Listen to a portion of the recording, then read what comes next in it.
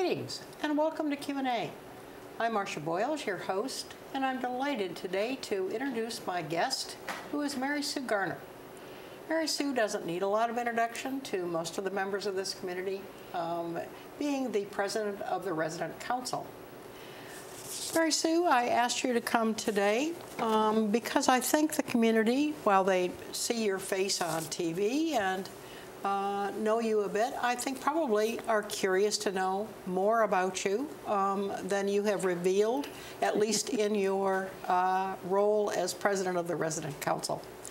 So I thought today I would ask you to tell us a little bit about your background, who you are, where you come from, how long have you been at Green Spring, things like that. Okay. I'll start with where I was born. How's that? That sounds like a good beginning. My father was in the military and stationed in Texas.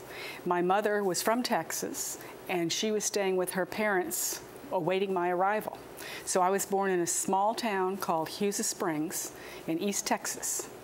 Never lived there. East Texas. East Texas, yeah. Never lived there. Visited my grandparents often, but you didn't live there after you were born? Did not live there after I was born. Gotcha. My father was in the Air Force, and so we traveled. So through my growing up years, we were stationed in lots of different places. Cheyenne, Wyoming, Moses Lake, Washington. We ended up mostly in the West? Well, that was elementary school and middle school. And then we were transferred to Germany, and I lived in Wiesbaden, Germany for 3.5 years, which is where I went to 8th grade through 11th grade. So I went to a Department of Defense school. It was wonderful. It was a great experience, able to travel and do all those kinds of things when we were there.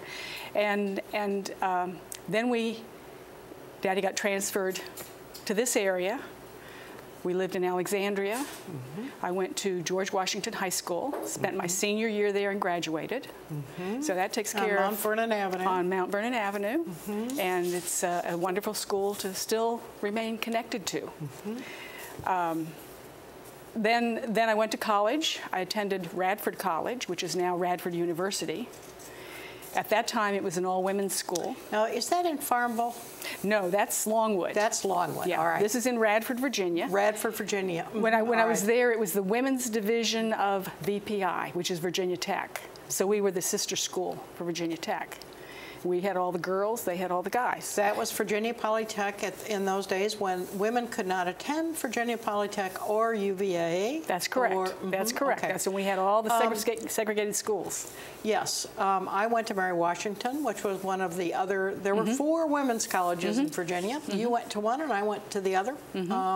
Yes, we remember those days well. Yes, yes, yes. We were truly sort of second-class citizens, I'm afraid. Well, we were, but at the same time, those colleges were great. They were great. Yes, they were wonderful. They were. And Radford was a teacher's college, so that's what I became. I became a math teacher and was hired by the city of Alexandria. So then I had a career of 45 years teaching algebra and geometry. Did you stay in the Alexandria school system the whole time? I did. Okay, so that was your first and last job. My first and last job. I did change schools because the school system would reorganize every few years. So my first assignment was T.C. Williams High School. And you were teaching? I was teaching math. 9th grade. Algebra, geometry. Mostly, I taught other things too, but that was the main part of my career. All right, algebra and geometry. Algebra and geometry. T.C. Williams was opened that first year, so I was a brand new teacher in a brand new school. That was, tell me the year. 1965. 65. 1965. Okay. And people recognize the name T.C. Williams High School because of the movie Remember the Titans. Yes, indeed. And I taught many of those football players, and I worked with the coach, and yeah, so I was the cheerleader sponsor at that time. I thought you were going to say you were a cheerleader, and I was going to ask you about your pom-poms. No. But I had a trunk full of pom-poms in my car. Wow. But yeah, so those were the younger years. You know, now Mary Sue, I tell you, this is something that we didn't know about you, that you were a cheerleader coach. I was a cheerleader And coach. had pom-poms in your car. And yes, and megaphones. And megaphones. And megaphones. All right. Well, that was a very auspicious beginning. I love it. Yeah. And then they reorganized the school system in 1972, and I went to George Washington Middle School at that time. They changed it. Back to the school you had gone to. Back to the school, and I taught in the classroom that was my home room. That was an experience. It was kind of strange. Oh, for heaven's sakes. But I taught there for 22 years, and it went through several changes as we went along. And now that was a middle school, and did it stay? It was a middle school at that point, and then it became a junior high school. And, well, actually, it was a secondary school, I should say. It had 9th and 10th graders for the for several years. Then it went to 7, 8, 9. And then it went to 6, 7, 8. Now, that was after I left. Okay. When I left, they moved the 9th graders to Minnie Howard School and made that all 9th graders in the city. All right, but it was all those middle grades. Yeah. Okay. I lived in Alexandria for 30 years, 2 blocks from there. So I know that area, and I think I hadn't realized that it had gone through all those transitions. Oh, yeah, it did. It did. So then my last 17 years of teaching, I was at Minnie Howard School teaching just 9th graders. Oh, okay. And yeah, so it was a wonderful experience. Even though I was not born and raised in Alexandria, I feel almost a native. I've taught all the kids of Alexandria. I hear a number of residents say to me, I knew Mary Sue because my kids had her. That's right. And loved her. That's right, yeah. They all have nothing but good things to say. Well, that's good to hear. It's good to know I didn't waste my time. No, you had a fine reputation as a teacher, and I don't say that lightly. Thank you. You truly did. Thank you. And I can only imagine teaching, that was a required course, was it? Yes. I can only imagine teaching that particular course to a lot of students was not an easy thing. Not always, but sometimes it was wonderful. I mean, most of the time I really enjoyed working with the kids and seeing them get that aha moment, you know, that we'd struggle and finally say, oh, now I understand. And that was a good part of it. And getting to know the parents and getting to know the families, because sometimes I would teach the whole family.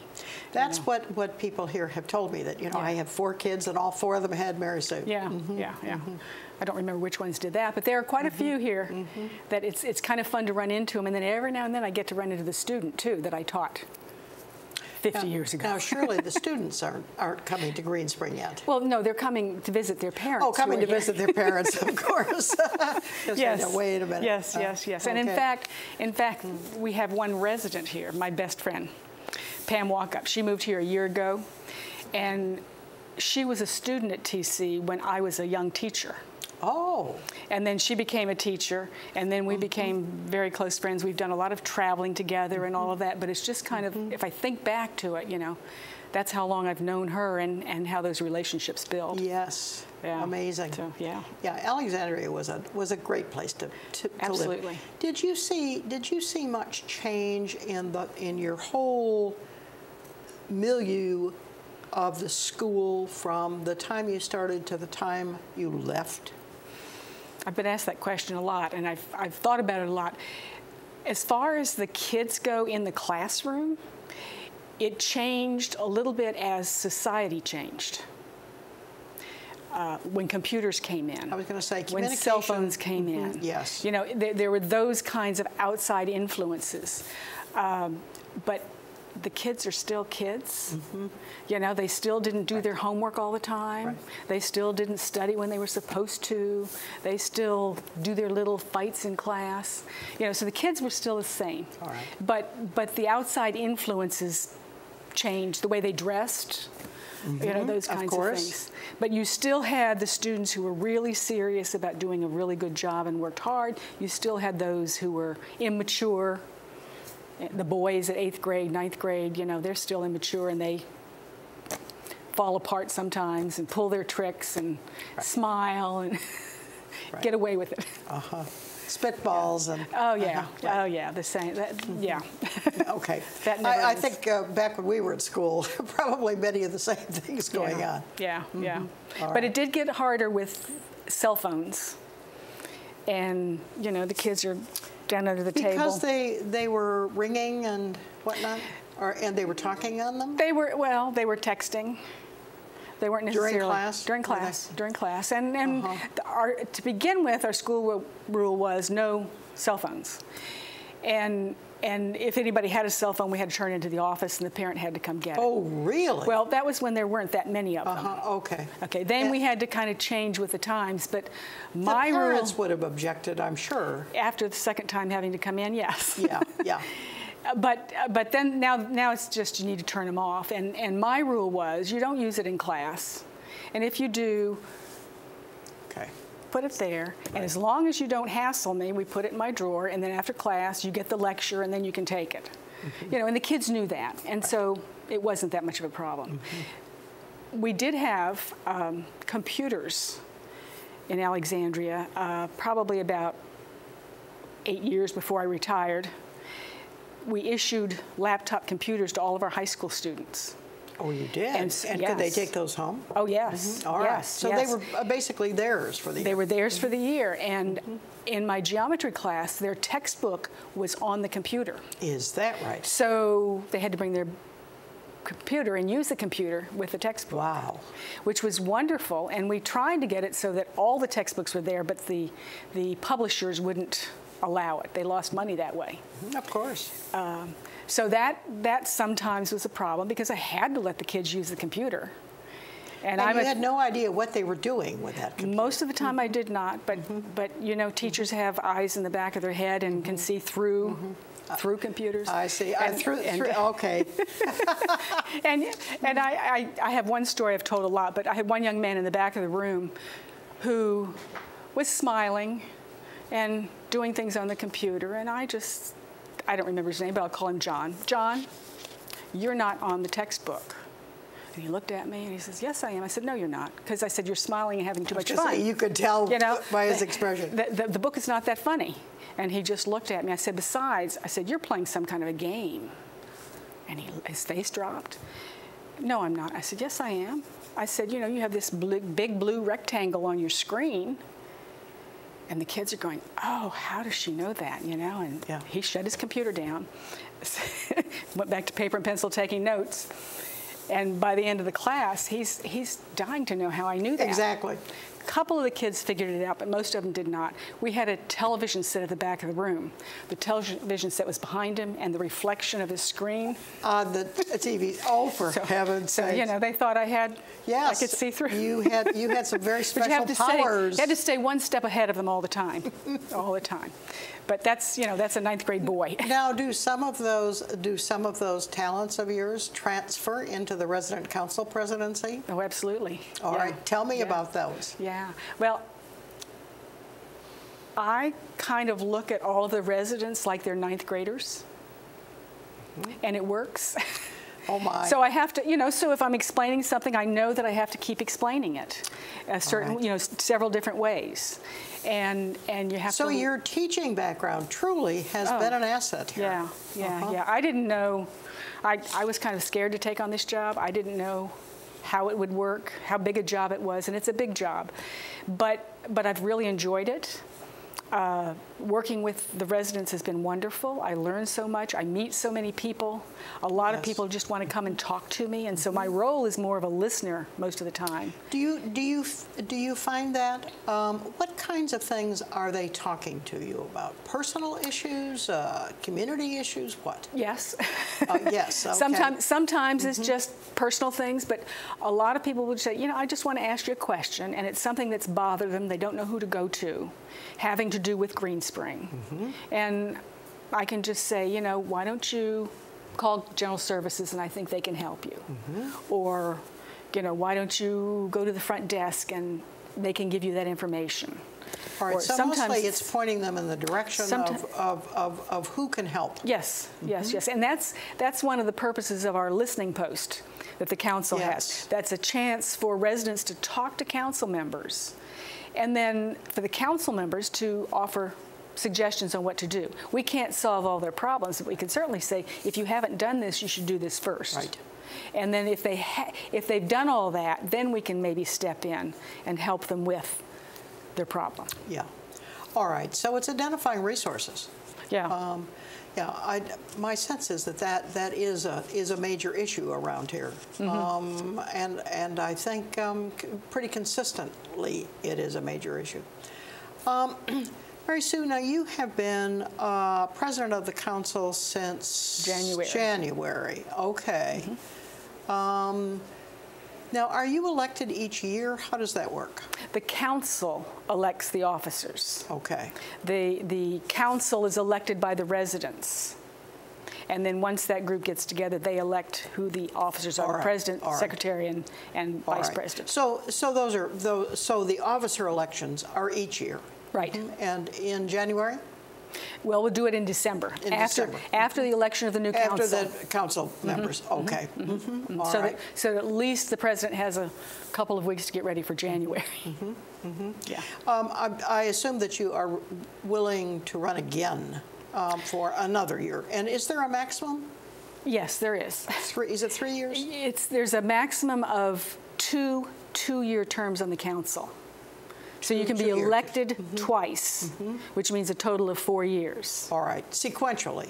Right. You could stop and then begin again. That's correct. And there are people who are appointed to fill a position, so that, for instance, Carolyn Nagler, who was our secretary, had to resign because of medical reasons. So I have appointed Ron Patterson to be our new secretary. So congratulate him, everybody. He's off to a good start. But he is filling the remainder of her position. So this time will not count against him in terms of elections. I see. And so he can run, her term expires at the end of this year. So he can run for a new 2-year term. And this 6-month will not count against him. I think one of the things that a lot of people are a little bit unsure of is the relationship between the resident council and the staff and administration of Green Spring. Can you speak a little bit to that, just philosophically? Sure. In the last, well, this is my 3rd year on the council. So I'm getting more and more involved in all the different directors and how we work with them through the committees. I found there's been a great improvement in those years in terms of cooperation between management and the council. We now have a director, and Ben was a good part of this, but Ben's position was we need to include the council in everything and all the decisions. And so he was the first to really initiate that philosophy? We worked, Clint Lambert did a really good job of working with Jean Landerville and was getting her to see that, but it wasn't quite there. Right there. But Ben came in running and saying, oh yeah, we've got to include you in everything. And he did. And he would often say, have we worked on this through the committees? And do the committees know about this before we make this announcement? And so he was really good about that. Chandra coming in is doing the same thing. Oh, good. I've had many conversations with her, and she's the same way. You know, wants to involve the committees, wants to make sure that they understand what's going on, and in some cases have their approval. So I meet with her every week as president. Yes. 1 week one-on-one, the other week with the executive team. Now that's always been the case. Yes. I mean, I remember even when Robin was here. Do you suspect, and we could ask Chandra this, that the Erickson Master's program at University of Maryland maybe emphasizes this kind of approach? maybe. I wonder, I would ask her that, yeah. that both Jean Landerville and Chandra and Ben all are graduates of that program. That could be. That could be. But I think they've also found out through experience that if they involve the residents in some of the decision making, they get better results. Well, the pushback is never, ever as strong. Right. Yeah, it's when the residents were not consulted that the really strong pushback happened. Exactly. I mean, we will never forget brown wallpaper. That's exactly it, and that was the beginning of we better include residents in our decision making. Exactly. We just had a council work session this morning, and we were talking about the budget. We gave out this green sheet that explained how the budget process worked and how things have been put in the budget, and they're taken care of now. And we received an outstanding number of responses from residents. I should have brought the paper. I'm trying to remember the numbers, but we had over 63 that actually fit into the capital improvements budget. 63 residents / couples who sent in things. We had another, I think it's 118 forms filled out. They were not all related to the capital improvements budget. They were related to other things, but it gave residents a chance to say something. Some of them. Mary Sue, that was a first, wasn't it? Yes. Yeah, we should remind residents, because that was 6 weeks or so ago, I think, that you circulated that sheet. You were asking for suggestions, recommendations about things that should be purchased and why. Right. And I thought that was just a splendid and we got opportunity. more than that. We got a lot of individual requests for their apartments, and so what we have to do, that is what you were asking. That's not what we were asking for, but it's kind of a side issue. I don't even call it issue, it's a side effect that we heard from all these residents who really wanted to tell us things. And so we're taking that pile and separating it into the committees. Most of it goes to general services. Right. We're going to find some way to contact people and let them know that we either dealt with this or this is what you need to do. If you want new lighting in your bathroom, you can have it. You just have to pay for it, and this is how you go about it. I think this lighting business really is an issue honestly, of safety for residents. And I think all of us feel like we need better lighting, particularly in our kitchens. I wonder if there's any possibility, that might happen at some point. Who knows?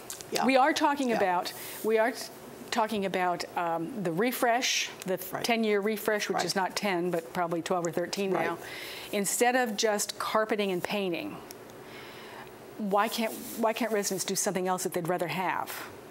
If they'd rather have tile in their kitchen, why can't they do that instead of carpeting that doesn't need to be replaced? Exactly. Because in my case, it's one person in my apartment, and I don't get the carpeting that dirty, and it'll last me 20, 30 years. And you may or may not need painting. Right. But you might want, as you're saying, tile. You might want new lighting. Yeah, there are all kinds of fan. Whatever. Exactly. I really want new lighting in my bathroom. But why can't I get that instead of the other? So Brian Marandola is really working on that. Oh, is he? Oh, yeah, he's got that. Now that's exciting. He brought that up a couple of months ago, and we've been talking about it, and he's going to be talking to Lynn about it. Terrific. And so we're looking at seeing how we can just, there may be a certain monetary limit. That's what I was going to say. If you could say, all right, you've got $800 to spend any way you want. Go wild. Right. Yeah. So that's what we would like to do. Oh, terrific. And, I like that. several of the budget requests were in that area, suggesting that. Okay. So, Makes sense. Good. These are things we continue to talk about. What are you going to do now with these budget requests? Today we went through them and prioritized. So we have a list of about 16, I think, out of that 63 that we feel could be valid budget requests. And then the others we're going to look at and put them in different lists and different categories, and some of them are going to be, we just want to remind you that these things need to be done. We know that we're not going to get in the budget, but we don't want to just throw things away. Okay, good. And hopefully that will also make somebody's list of doing things. Some things are small items. Right. Some things, I don't think people have looked at all the possibilities of, for instance, they want some money for something. Oh, and have they really looked at where they can go to get this money? Right. And so we spent a lot of time talking about each item of 63 on this list, I have to tell you. So that was a lot of discussion. It's a lot of discussion. We talked about, well, several people put in, we want a new pool, swimming pool. Oy. You know, well, that's on the list. It's on the list, but it's just not coming. And we could put it there, but... Well, you weren't really thinking about multi-million-dollar right. requests when you asked for that. Right. Was that your idea to send out those requests? We talked about it in council. I think it was splendid. And then, well, I have to tell you, Chuck Harding actually went home and sat down. He emailed me and said, can you give me the budget request from, budget requests from last year? And so he could find out which ones we'd actually accomplished. And so he put that whole letter together. And then we sent it out as a council. Well, it was, so I have to give him credit for that. It was terrific, Mary Sue. I think we all really appreciated the idea behind it and the chance to put in a request. Absolutely, absolutely. So great.